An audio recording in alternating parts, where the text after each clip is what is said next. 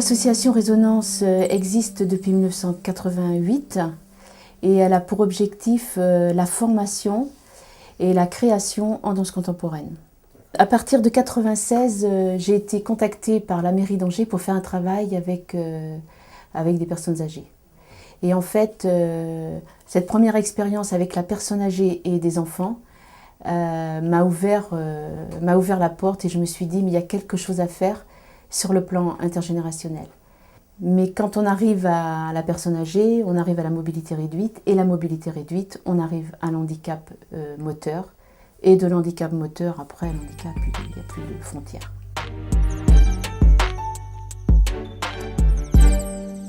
Alors la Comaneco, l'objectif est effectivement de travailler deux dimensions artistiques, la voix, je dirais plus voix chant, mais plutôt voix et danse.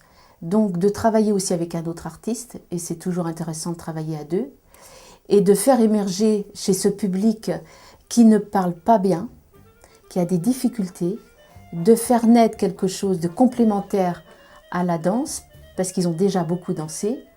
Bien sûr, on parle de ces jeunes trisomiques, donc il va y avoir 11 jeunes trisomiques de 7 à 30 ans, mais il y a aussi 9 ou 10 personnes en plus, et qui sont aussi très importants, qui donnent aussi une autre dynamique.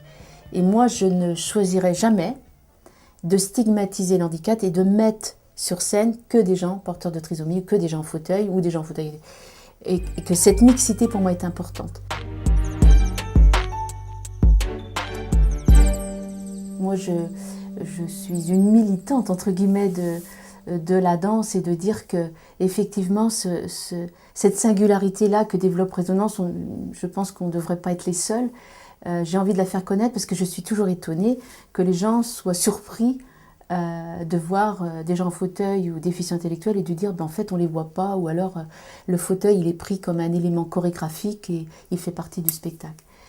Donc c'est déjà, quand on voit des appels à projets, on se dit waouh, allez on y va, parce que peut-être ça va faire tilt.